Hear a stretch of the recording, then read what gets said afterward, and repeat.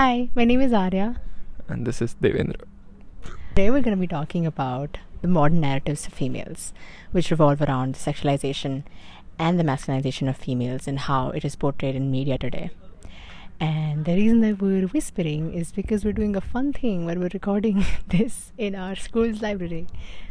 Say hi, Dev. Say. Hi guys. Now, let us just start. Okay. What do you think about the evolution of portrayal of women in pop culture media, be it shows, movies, television, or even advertisements for that matter, that has changed from 10-15 years ago and today? Okay, so first of all, there's two parameters. We can either go national or international. For international, I would say it is drastic. Like if you see American ads or if you see like European advertisements, and as you see countries economically develop, you can see how the advertisements change, the characters in movies change, even like inconsequential movies like rom-coms and stuff. The heroines go from people who are manifesting love and manifesting happiness in their lives to all of a sudden neglecting love because their career is so important and because their education is incomplete, and you just see this sort of brainwashing where chasing a man or chasing a family oriented life is just seen as wrong. And if we look at it nationally, like in India, because of so much of, so many differences, so many factors like caste or the presence of traditional ideologies, it's lesser in India. It hasn't changed as much. So if you see advertisements, there are still a difference. Like there are products for domestic wives, there are products for modern wives, and you see like a whole sphere of things where all sorts of options are still available for women. But in the West, I think it's majorly a sort of masculinizing ideology that you can see very prominently. You mentioned masculinization right now. How would you like to differentiate between masculinization and feminization? Could you elaborate on that for audiences that may not be completely aware? Do you mean feminization for women or for the opposite gender? Well, in general, what do you mean by masculinization? How would you define it? And what do you mean by feminization, and what really entails both of those terms? Okay, so before I get into the definition of masculinization, I'm going to have to talk about what I mean by those two things. Every being, everyone with a soul has two energies, the feminine and the masculine. And it's not just living beings like humans, but it's also animals, it's also plants, because you cannot take sex and gender away from these energies, right? So now, if you correlate these energies with people's biology, you see how the roles, and not in a lesser or a more sense, or one is success and one is failure sort of sense, but in terms of equally distributed roles. So when you say feminine, you say more flowy, you say more intuitive, you say more creative, and it has even medically been seen as like the right side of the brain, right? Similarly, the masculine is more strategic, it's more accountable, it is mathematical, and it is medically been associated with the left side of the brain. And each person has both of these energies within them. Females, for that matter, have a 28-day cycle. They have fluctuating hormones. And the world that we currently live in, which is patriarchal, not in a bad or a good sense, as a fact, it is patriarchal. Women are not meant to thrive in these environments. Can they survive? Sure. Can they function? Definitely. Can they thrive? Can they flourish? Not really, because their emotionality, their physiology, all of these things prohibits them from thriving in these environments. Constantly just satiating a masculine need in society is masculinization. Women that focus entirely on academics, focus entirely on achievements, focus on, self-inflicted or society-inflicted goals. It could be economical, it could be academical, any sort of goal for that matter. So I believe that I would define masculinization of women as forcing females to not just survive, but thrive in an entirely male-oriented society. And by feminization means aligning more with their feminine, which is already in their body and in their minds. It would mean being more intuitive. It would mean understanding their own physiology, their own anatomy, and working in alignment with them. So, how old are you, Arya? I'm 19. So, is it safe to assume that you're a college student? Yes. So, how would you describe your own journey in realizing all this, and how you yourself must have moved from one side of the spectrum to another? Am I allowed to make TikTok references? I mean, sure, I guess. Oh my god, I love this question. Okay, I'm really glad that you asked this, because the whole reason I chose this topic is I myself experienced both sides of this. So, I mean, this is not to toot my own horn, it's just me being very observant of my own surroundings. But I was raised as a single child, and I was raised under parents who have always had a very high value for education, who've had a very high value for independence of all sorts ever since I was pretty young. And that independence, or the need for independence, paired with the need for achievement and a common idea of success, has been super, super, super obvious in my house. So I grew up being the kind of kid who would take part in every competition, who will be there in every election, if there's an opportunity, Aryas Journey will jump at it. And for many years, I just didn't really agree with it. But I was too young to realize that, because my parents called all the shots, obviously. That's how it works at a young age. And it is when I gained a little bit of emotional and psychological freedom is when I realized that these things were ingrained in me. They were habituated to me, but my body and my heart never aligned with them. I mean, even in the college that I am in right now, the structure is very common. The structure is you have semesters, you have examinations, there's constantly goals that you can work towards, there's constant achievements that you can gain. But that does not mean that my hormonal cycle, my emotionality is always going to allow me to constantly be working at these things. Again, none of this is a dig at anyone who is academic or ambitious. It is definitely not a dig at those people. But I just feel like a lot of people, at least girls my age, are blindly, like outright, blatantly, blindly following what current society, their parents, their every YouTube, Instagram, influencer girl advises them to do, which is, be a boss babe, be like your own boss, be independent, be like a financial girly and stuff like that. And for people who have an innate interest for those things, that's great.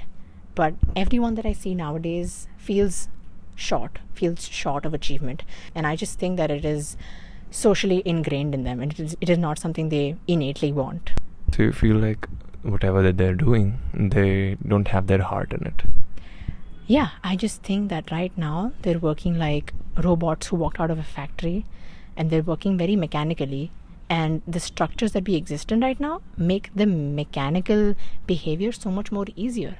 If you calculate your time as working towards something and not working towards something, you never have the time to sit down and realize if this is something you actually want. In particular, I would like to ask you a question about role models in today for women.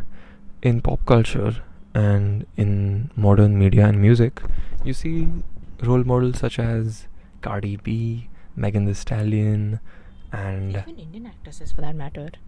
Yeah, even Indian actresses, Yeah. Disha Patni and Janhvi Kapoor. The one thing in common that one can observe in all these people that I just mentioned is the fact that they are overly sexualized in the way that they represent themselves out in the media, whether it be through digital means, through physical means, or even in general in movies. What are your thoughts on the sexualization that takes place in media with women these days, and what do you think are the effects of that? Okay, so we spoke of one extreme where women are masculinized, where women are constantly told to aim at economical, academic, professional independence. And this category of women struggle with romantic relations and struggle with social relationships and building friendships or even love for that matter. And what you asked me right now is the other deadly extreme of this entire spectrum. The names that you took, when you say these names, you see their faces and you see a lot of commonality in the pictures that pop into your head. You see so much skin, you see so much glamorization. You just see people, in a way, selling themselves for, I don't know, their ambitious wants or just validation. I think this is just really sad. The feminine or the female energy is really strong. They know that tapping into your true feminine is going to lead to them attracting men, and not just in a sexual sense, attracting men in every sort of way. And these are the women who use that for their advantage. Using it for your advantage is one thing, but using it for your advantage to the detriment of others and eventually themselves is a whole other thing. Wearing lesser clothes, wearing clothes that accentuate your body more than in a fashionable way, in a way that allures the audience, is very common. For so many women, it feels like the last resort. So, for example, if you go on Instagram right now and you open the Explore page, you will see so many women that are teaching other girls that as long as you sell yourself, sell your appearances for the eyes of others, you're okay. You're fine. If nothing else works out for you, then being a person who sexualizes themselves in order to gain economic and even emotional validation is fine. And I think that normalization is detrimental to the women themselves. Just like women just want to stress their bodies in one way or another. What is your perspective as not as Aryas Journey, but as a young girl, looking at most women on these platforms selling their bodies in one way or another in exchange for money? What are your views on that? Honestly, as a 19-year-old, and seeing not just people on the internet, but worse, seeing my friends, people I speak to on a daily basis, adopting similar ideologies, I'm scared. I'm not even lying. Like, this is not for the sake of the podcast. No, I'm genuinely scared. I know this for a fact. When I walk out of my house, okay, regardless of what I'm wearing, for the sake of my parents and for the sake of my own sanity, I will put a layer on. It's because I feel secure enough in myself to know that my clothes are just something that are put on me to cover myself. Of course, do they add aesthetic value? Definitely, I will focus on that aspect. But to see people equate aesthetic value with lesser cloth, that's shameful, not just for themselves, but also for the definition of aesthetic value. What is the logical rationale behind your thoughts on this? Be it the sexualization part, masculinization. Would you like to elaborate more logically on that? I think it all comes down to the lack of accountability in the modern world today. If you look at Gen Z, if you look at younger millennials, their entire argument is that the world is free and that that every right is given to everybody and anyone should be allowed to do whatever that they like, right? This is a very recurring narrative today. I think that is where the problem starts, the lack of accountability. Now, a lot of conservatives and traditionalists drag through the mud for having views that might seem oppressive, but that's because you don't entirely know what they mean.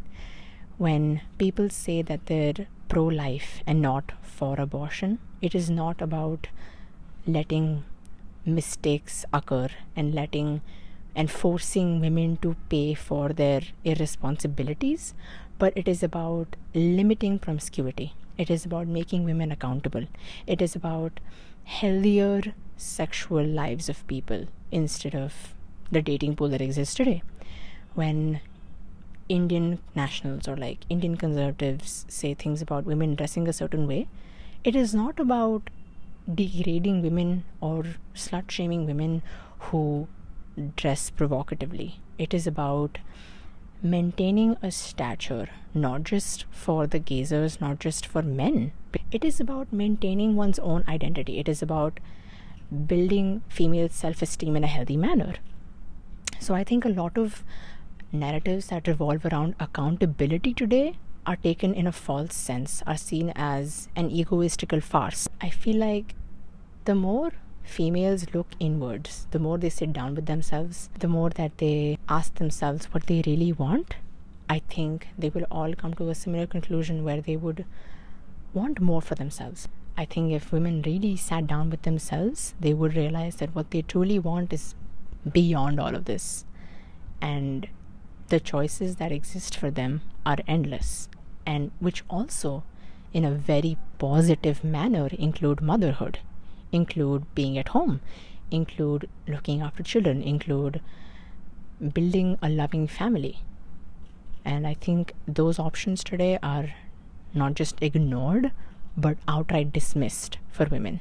So I think if you look at the way that our society is digressing right now, if you look at our trajectory, everything seems fine. But 30-40 years from now, when fertility rates are down, bad mental health has skyrocketed, and no one can make sense of what's going on, I think you'll come back to the lack of accountability. That's a great point to leave our listeners on, because such simple concepts are usually ones that draw out most of the people's thinking capabilities and cause change within their thought patterns and behavioral patterns. And I appreciate that a lot about this particular conversation.